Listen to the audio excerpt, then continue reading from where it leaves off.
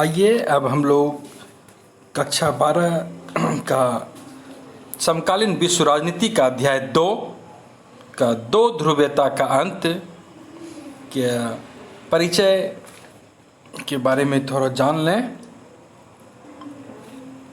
द्वितीय विश्व युद्ध के बाद दुनिया दो गुटों में बट गई। एक का नेतृत्व अमेरिका कर रहा था, दूसरे का सोवियत संघ।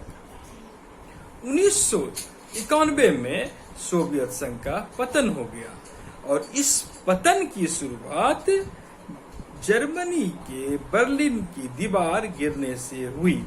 आपको बता दें कि बर्लिन की दीवार 150 किलोमीटर लंबी दीवार थी, जो कि 9 नवंबर 1989 को गिरा दी गई और उस दीवार का गिरना सोवियत संघ के प्रभुत्व को चुनौती मिलना था। और कई एक ऐसे कारण रहे जिस कारण कि सोवियत संघ कमजोर पड़ता चला गया और सोवियत संघ का न केवल विघटन हो गया बल्कि दुनिया में दो ध्रुवीय विश्व का भी अंत हो गया। इसके बाद हम लोग देखते हैं कि सोवियत प्रणाली क्या थी। सोवियत प्रणाली क्या थी, इसके बारे में हम आपको संक्षिप्त बताते हैं। यूएसएसआर सोवियत गणराज्य पूंजीवाद के विरोध में स्थापित एक शासन प्रणाली थी, पूंजीवाद के विरोध में। और सोवियत संघ में 1917 में बोल्शेविक क्रांति हुई थी और इसके प्रारंभिक दौर को देखें तो लेनिन, व्लादिमीर लेनिन का नाम आपने सुना होगा। उसके नेतृत्व में 1917 में सोवियत संघ में एक बोल्शेविक क्रांति हुई जिसने विश्व व्यवस्था में आमूलचूल परिवर्तन लाने की कोशिश की। लेनिन के बारे में थोड़ा जान लें कि लेनिन का पूरा नाम व्लादिमीर लेनिन है और उनके ही नेतृत्व में 1917 में रूस में सफल क्रांति हुई थी। आपको बता दें कि लेनिन का जन्म 1870 ईस्वी में और मृत्यु 1924 ईस्वी में हुई थी। दुनिया के सबसे कालजयी सिद्धांतकारों में से एक कार्ल मार्क्स का नाम आपने सुना होगा और कार्ल मार्क्स के सिद्धांत को इन्होंने ही दुनिया के सामने व्यवहारिक रूप प्रदान किया। दुनिया में साम्यवाद के प्रेरणा स्रोत उसको अमल में लाने वाले महत्वपूर्ण नेता के रूप में व्लादिमीर लेनिन को दुनिया जानती है। बारे में आप लोगों ने जाना। अब सोवियत प्रणाली थी क्या, तो आपको इसकी मुख्य बातें बता दें कि सोवियत प्रणाली एक साम्यवादी व्यवस्था थी और साम्यवादी प्रणाली में यहां अर्थव्यवस्था राज्य के नियंत्रण में थी। किसी भी उत्पादन क्षमता अथवा वितरण के लिए राज्य भूमिका निभाती थी। निजी स्वामित्व का कोई अस्तित्व नहीं था। और क्या था, तो अन्य किसी भी दूसरे राजनीतिक दल के लिए सोवियत प्रणाली में जगह नहीं थी। सिर्फ और सिर्फ साम्यवादी व्यवस्था ही थी, दूसरा राजनीतिक दल नहीं था। सोवियत प्रणाली में आपको बता दें कि संचार प्रणाली अत्यंत ही उन्नत थी। कहा जाता है कि सोवियत संघ में उस समय संचार प्रणाली बहुत ही उन्नत थी। यातायात, आवागमन के साधन, ऊर्जा संसाधन विशाल मात्रा में थे। खनिज, तेल, लोहा, इस्पात ये सब भी भरपूर ज्यादा मात्रा में थे और स्थिति तो इतनी सुंदर थी कि पीन से लेकर कार तक का निर्माण वहां किया जाता था। एक बात आपको बता दें कि आप लोगों ने सुना होगा दूसरी दुनिया के देश। तो दूसरी दुनिया के देश किसे कहते हैं? पूर्वी यूरोप के वैसे देश जो सोवियत संघ के गुट में शामिल थे, उसे दूसरी दुनिया के देश के नाम से हम लोग जानते हैं। उसके बाद एक बहुत ही महत्वपूर्ण चीज हम लोग जान लें कि सोवियत प्रणाली में लोगों के लिए आवश्यक बुनियादी चीजें उपलब्ध कराना सरकार का दायित्व था और सरकारें मुहैया कराती थी। स्वास्थ्य, शिक्षा, बच्चों की देखभाल, कल्याणकारी चीजें जैसी महत्वपूर्ण बातें राज्य के नियंत्रण में था और सरकार इसे लोगों तक मुहैया भी कराती थी। और सबसे अहम चीज यह थी कि जैसे जो संपत्ति की बातें होती है, मिल्कियत की बातें होती है, स्वामित्व की बातें होती है, वह निजी नहीं थी और उस पर राज्य का नियंत्रण था। यहां पर हम लोग देख लें कि सोवियत संघ लेनिन के नेतृत्व में आगे बढ़ा था और द्वितीय विश्व युद्ध के समाप्ति के बाद दो ध्रुवीय विश्व के रूप में सोवियत संघ और अमेरिका में लड़ाई ठन गई।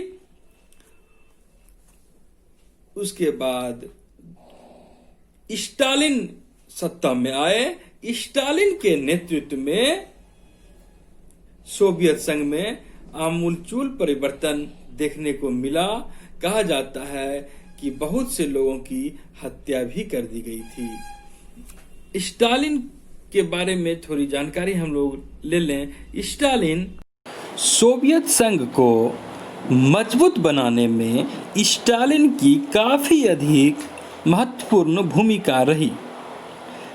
स्टालिन का जन्म 1879 में और मृत्यु 1953 में हुई थी। स्टालिन ने लेनिन के बाद सत्ता संभाली थी और सोवियत संघ में इनके नेतृत्व में औद्योगिकीकरण को बढ़ावा मिला। इनके नेतृत्व में ही खेती का सामूहिकीकरण कर दिया गया। खेती किसी निजी व्यक्ति की चीज नहीं रही, बल्कि उसका राज्य पर का पूर्णतः नियंत्रण हो गया।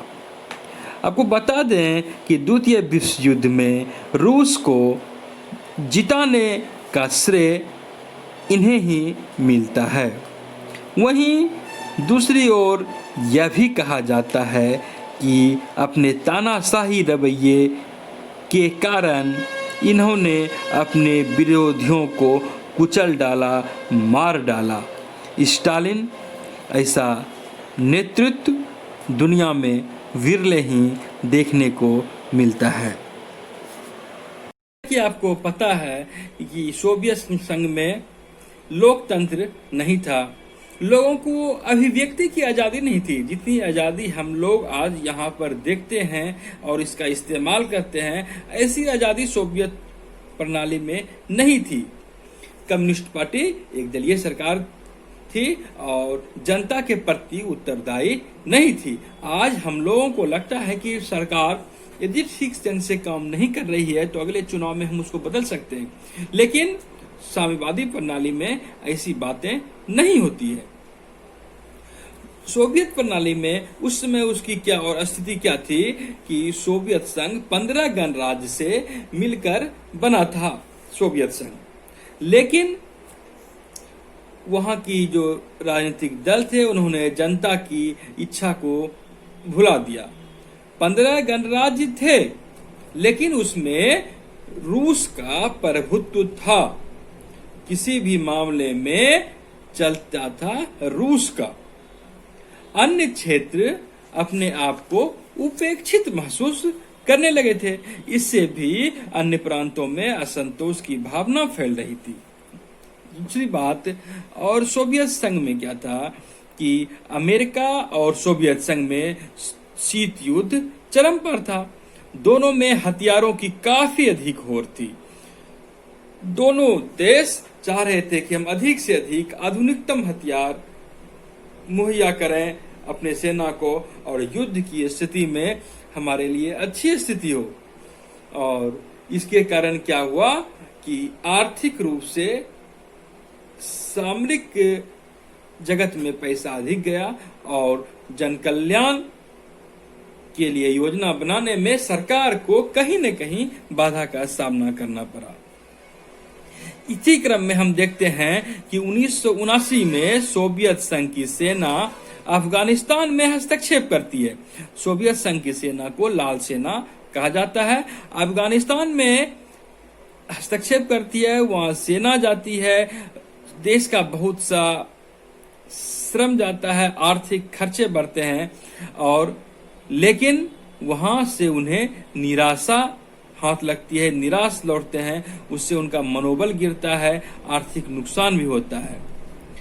और इसके साथ ही साथ हम यह भी देखते हैं कि सोवियत संघ में लोगों को लग रहा था कि हमारी प्रणाली दुनिया में उत्तम प्रणाली है, पश्चिमी देश के मुकाबले हम लोग अच्छे हैं। लेकिन तकनीकी जगत में तुलना करने के बाद उन लोगों ने भी पाया कि कहीं न कहीं पश्चिमी देश हमसे आगे होते जा रहे हैं।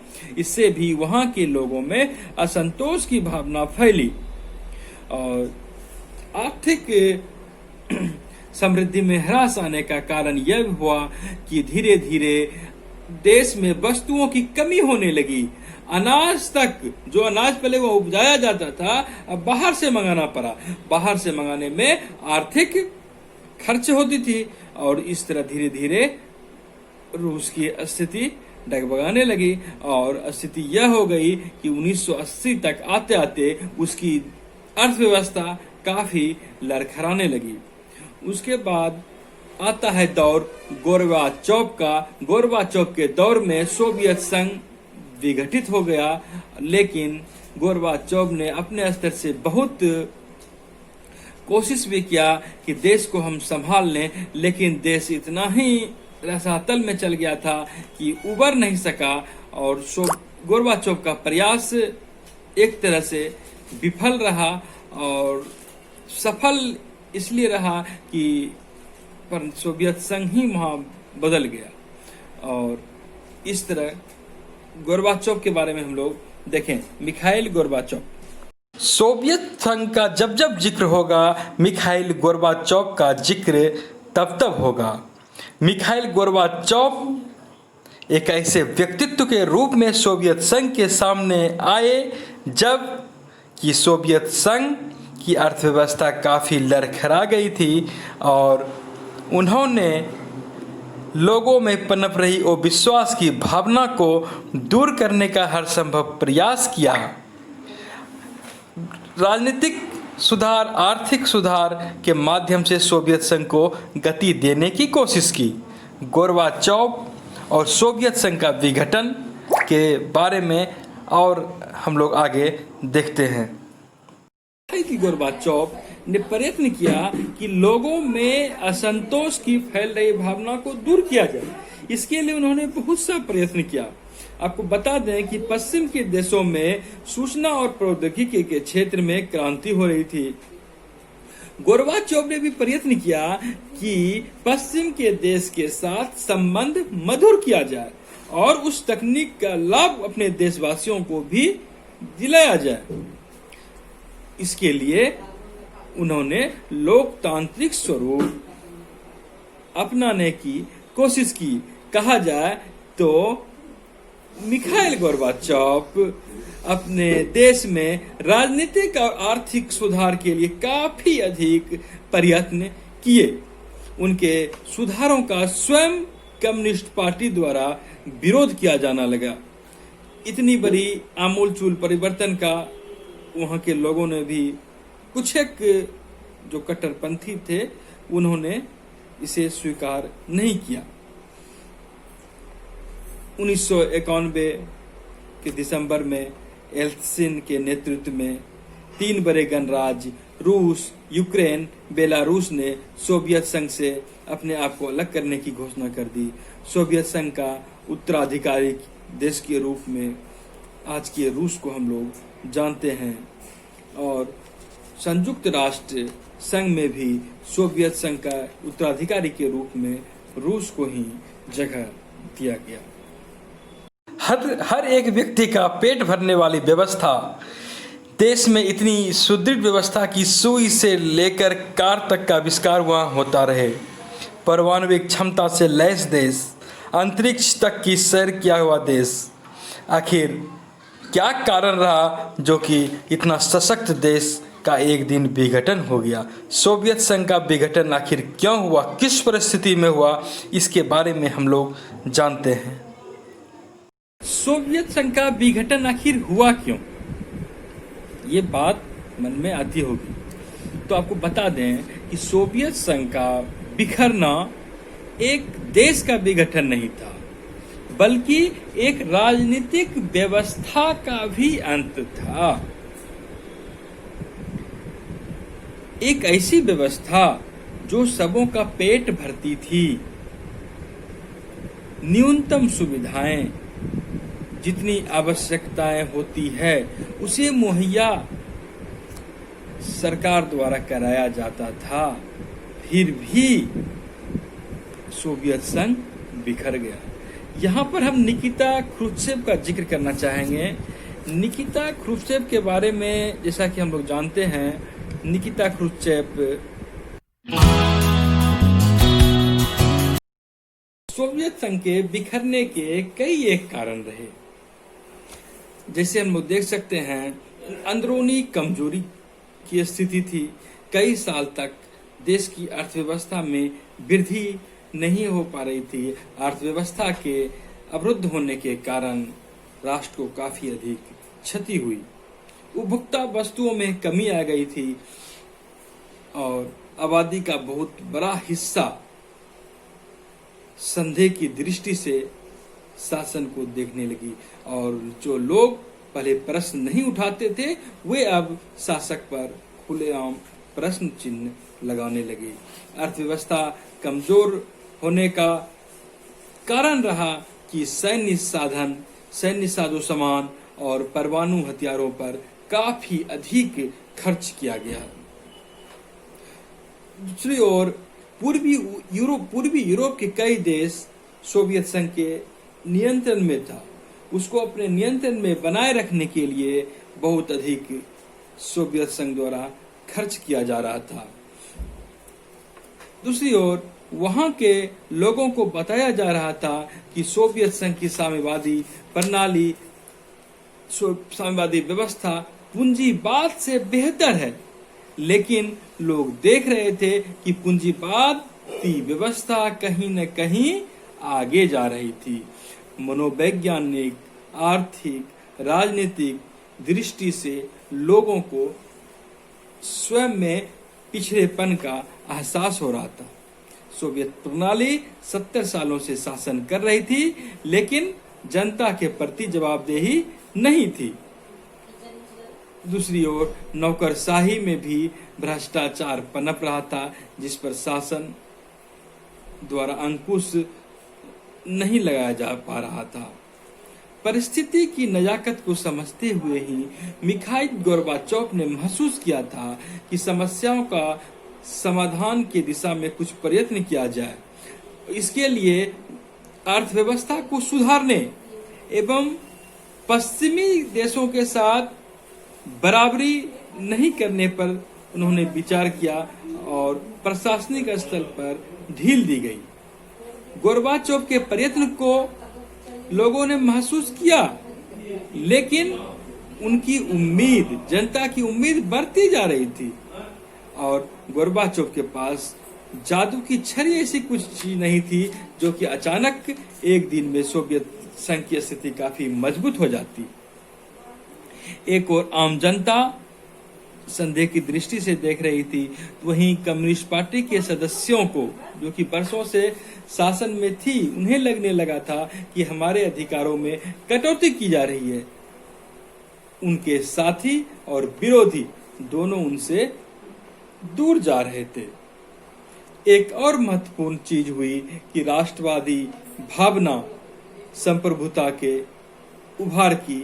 हम देखते हैं ये चीज रूस एक बाल्टिक गणराज्य है, एस्टोनिया, लटाविया, लिथुआनिया, वहां के लोगों ने स्वतंत्रता की मांग कर डाली। यूक्रेन, जॉर्जिया, ये लोग अपनी संप्रभुता हासिल करना चाह रहे थे।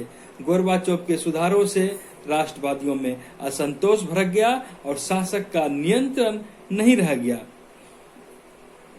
कुछ प्रदेश सोवियत संघ 15 गणराज्यों से मिला था। कुछ प्रदेशों को लग रहा था कि हमारे संसाधन पर दूसरे राज्य का नियंत्रण हो रहा है। इस तरह वहाँ बहुत सी समस्याएं पनप गई थी, जिसका परिणाम अंततः विघटन के रूप में हम लोगों को देखने को मिल रहा है। सोवियत संघ का बिखरना सोवियत संघ और उनके सहयोगी दूसरी दुनिया के देशों के लिए आश्चर्यजनक परिणाम साबित हुआ। कई प्रकार के संक्रमणकालीन परिवेश में बहुत सारे देश जाते प्रतीत हुए। पूंजीवादी प्रणाली को अच्छा नहीं मानने वाली व्यवस्था स्वयं पूंजीवादी प्रणाली का शिकार होते हुए उस ओर अग्रसर हो गई। विघटन के पश्चात कई तरह की बातें सामने आई, जिसके बारे में हम लोग आगे देखते हैं। आपको पता है कि दूसरी दुनिया के देश किसे कहते हैं? तो सोवियत संघ के विचारधारा को मानने वाले पूर्वी यूरोप के कुछ देश दूसरी दुनिया के देश कहे जाते हैं। शीत युद्ध की समाप्ति के साथ सोवियत संघ का विघटन हुआ और दूसरी दुनिया के देश जैसी शब्दावली का भी अंत हो गया। शीत युद्ध के समाप्ति के साथ ही हथियारों की होड़ भी समाप्त हो गई। विश्व राजनीति का शक्ति संबंध बदल गया और दो ध्रुवीय व्यवस्था एक ध्रुवीय व्यवस्था में बदल गई। अमेरिका का वर्चस्व बढ़ गया, वो महाशक्ति के रूप में विश्व के सामने दिखा और ऐसा लग रहा था कि दुनिया अब बहुध्रुवीय बनेगी, लेकिन हकीकत में ऐसा हो नहीं सका और अमेरिका महाशक्ति के रूप में दुनिया में उभरा। इसके साथ ही साथ दुनिया पर अमेरिका ने अपना रौब भी जमाया। दूसरी ओर हम यह भी देखते हैं कि पूंजीवादी ताकतों को विश्व में काफी अधिक बढ़ावा मिला। विश्व बैंक, अंतर्राष्ट्रीय मुद्रा कोष जैसी संस्थाओं के माध्यम से दुनिया के देशों को ऋण दिलाने की कोशिश की गई। ऋण दिलाने के पीछे मकसद उन लोगों का कहीं न कहीं अपने खेमे में लेना था, अपनी विचारधारा का प्रचार प्रसार करना था। सोवियत खेमे का अंत का आशय यह भी रहा कि कई नए देशों का उदय, उनकी नई पहचान, उनका अस्तित्व आया। बाल्टिक प्रदेश के क्षेत्र, पूरी यूरोप के देश यूरोपियन संघ से जुड़ना चाहते थे, वहाँ की चकाचौंध से वे प्रभावित थे। और इस तरह यहाँ पर हम लोग देखते हैं कि कई एक कारण रहे कि दुनिया बदल गई और मिखाइल गोर्बाचोव, जिसके शासन काल के समय ऐसी परिघटनाएं हुई। मिखाइल गोर्बाचोव के बारे में थोड़ा जान लेते हैं। मिखाइल गोर्बाचोव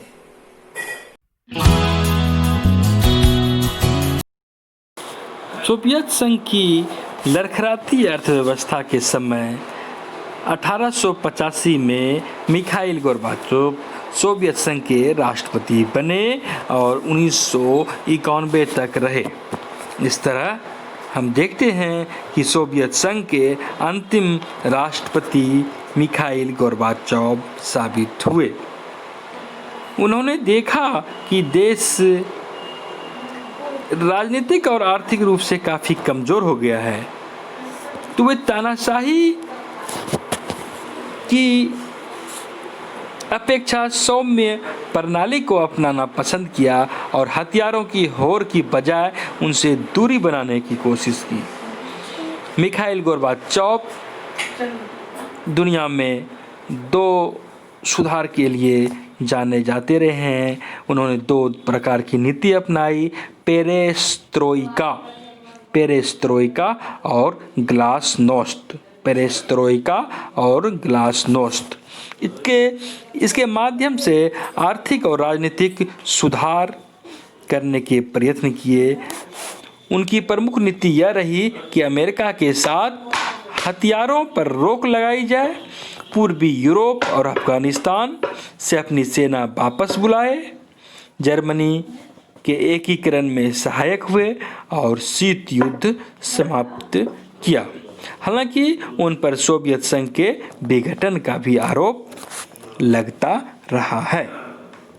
साम्यवादी शासन के बाद शॉक थेरेपी को अपनाने की कोशिश की गई और इसके माध्यम से शॉक थेरेपी के माध्यम से ऐसी कोशिश की गई कि मिल्कियत का स्वामित्व निजी हाथों में सौंप दिया जाए, क्योंकि अब तक पूंजीवादी अर्थव्यवस्था के लाभों को दुनिया ने देख लिया था और साम्यवादी शासन के बाद सोवियत संघ टूटने के बाद सोवियत रूस भी उसी ओर अग्रसर हुआ। सोवियत संघ से साम्यवाद के पतन के बाद सोवियत संघ के गणराज्य एक तरह से संक्रमण काल में गुजरे।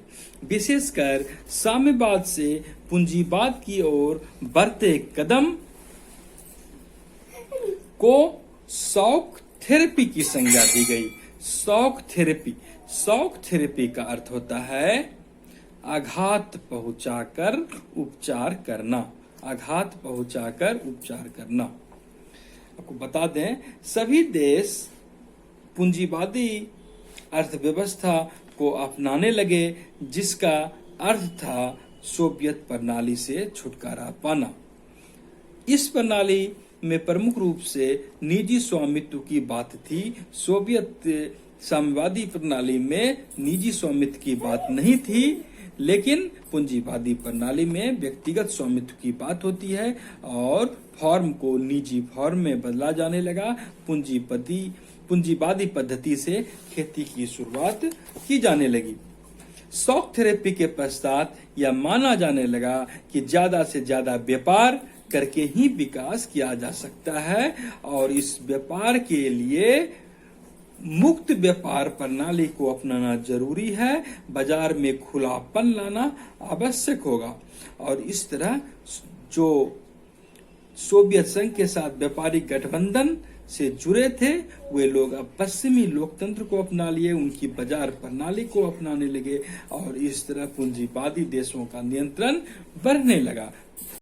1990 में शॉक थेरेपी अपनाने का कारण यह था कि ऐसी कोशिश की गई, ऐसी उम्मीद जताई गई कि शॉक थेरेपी अपनाने से आम लोगों में उत्पन्न असंतोष की भावना दूर होगी, लेकिन ऐसा कुछ हो नहीं सका। अर्थव्यवस्था तहस नहस हो गई। कोई जादू की छड़ी नहीं थी जो कि सब लोगों की उम्मीद आकांक्षा पर खरी उतरती और अर्थव्यवस्था इतनी तहस नहस हो गई कि इसे तो इतिहास की सबसे बड़ी गराज सेल तक की।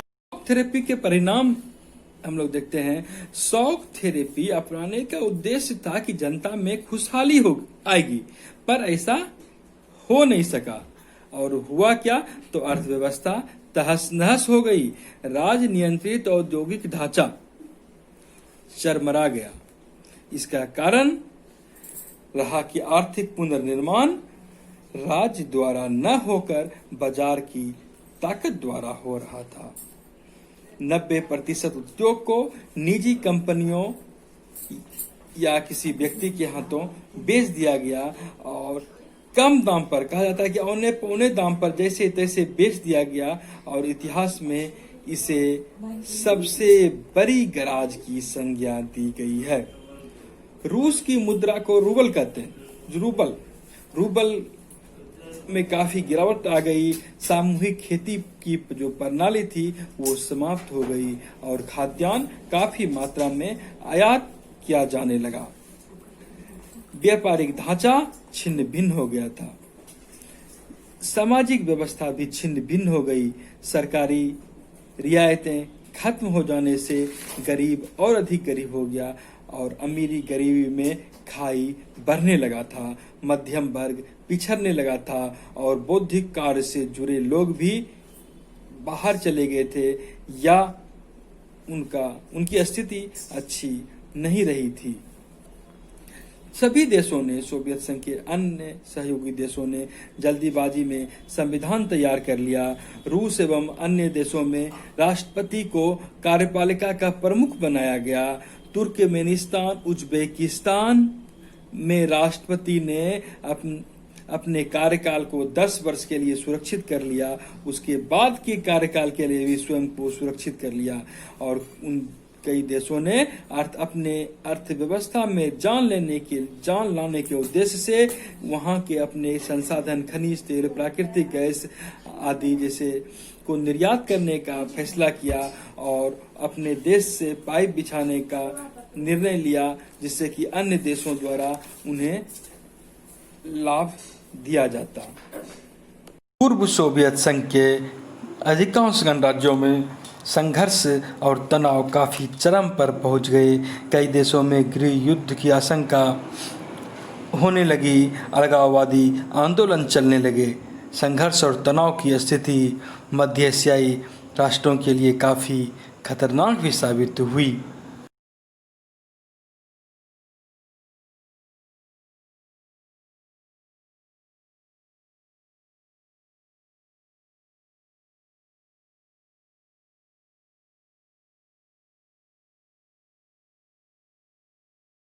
संघर्ष और तनाव की इस स्थिति में हम देखते हैं कि कई गणराज्यों में तनाव की स्थिति उत्पन्न हो गई। बाहरी ताकतों का भी हस्तक्षेप बढ़ने लगा। चेचन्या, दागिस्तान जिनमें अलगाववादी आंदोलन चलने लगे। तजाकिस्तान को तो 10 वर्ष तक गृह युद्ध झेलना पड़ा। यूक्रेन, किर्गिजिस्तान, जॉर्जिया में आंदोलन चलने लगे। कई प्रांत नदी जल के मसले पर लड़ने लगे। मध्य एशियाई गणराज्यों में पेट्रोलियम पदार्थों का विशाल भंडार रहने की वजह से उसे आर्थिक लाभ हुआ, लेकिन बाहरी ताकतों के लिए आपसी प्रतिद्वंदता का अखाड़ा भी बन गया। यह क्षेत्र रूस, अफगानिस्तान, चीन से सटा हुआ इलाका था। पूर्वी यूरोप में साम्यवादी प्रभाव के देश में भी टूट पड़ गए। चेक और स्लोवाकिया नामक 2 देशों में बट गया। यूगोस्लाविया 1991 में कई प्रांतों में बट गया। बोस्निया हर्जगोविना, स्लोवानिया, क्रोएशिया ने अपने को स्वतंत्र घोषित कर रखा था। पूर्व साम्यवादी देश सोवियत संघ से भारत के रिश्ते काफ़ी प्रगाढ़ रहे, चाहे वे सामरिक संबंध हो अथवा सांस्कृतिक संबंध हो। कहा तो यहाँ तक जाता है कि यहाँ की हिंदी फिल्में वहाँ खूब देखी जाती है और मनोरंजन में आनंद महसूस किया जाता है। इसके साथ ही हम लोगों ने देखा है कि भारत पाकिस्तान के युद्ध के समय भी सोवियत संघ ने भारत का काफ़ी अधिक साथ दिया और कई एक क्षेत्रों में सोवियत संघ ने भारत का साथ देकर भारत से अच्छी दोस्ती निभाई है। और दोनों सोवियत संघ के विघटन के पश्चात भी भारत के उनके साथ सामरिक संबंध अच्छे रहे और सबसे अहम बात यह है कि भारत के साथ सांस्कृतिक संबंध भी काफ़ी प्रगाढ़ दिखते हैं। कहा जाता है कि भारतीय हिंदी फिल्में, यहाँ की हिंदी फिल्में वहाँ खूब देखी जाती है और उज्बेकिस्तान में तो बहुत ही ज़्यादा हिंदी फिल्में का प्रचलन है। साम्यवादी देशों के साथ भारत के संबंध को देखें तो भारत भारत ने सबों से अच्छा संबंध बनाने की हमेशा कोशिश की है और सोवियत संघ के उत्तराधिकारी के रूप में रूस से भी काफी अच्छे संबंध रहे हैं। सांस्कृतिक संबंध भी अच्छे रहे हैं। कहा जाता है कि राज कपूर और अमिताभ बच्चन की फिल्में वहाँ घर घर में देखी जाती है। रूस और भारत दोनों का सपना बहुध्रुवीय विश्व का है, एक ध्रुवीय विश्व का नहीं। दोनों देशों के मध्य कई समझौते आज भी चल रहे हैं। भारतीय सैनिक के अधिकांश साजो सामान रूस से ही आते रहे हैं। हालांकि अब के दिनों में भारत अमेरिका, फ्रांस सहित अन्य देशों से, इजराइल से भी सैनिक साजो सामान खरीद रहा है, लेकिन परंपरागत रूप से भारत सोवियत संघ पर काफी अधिक निर्भर रहा है और संबंध भी मधुर रहे हैं। तेल के संकट की घड़ी में भी रूस ने भारत का काफी अधिक साथ दिया। परमाणुविक योजना एवं अंतरिक्ष उद्योग में भी रूस ने भारत की मदद की है। 1971 की लड़ाई में भी सोवियत संघ ने भारत की काफी अधिक मदद की है।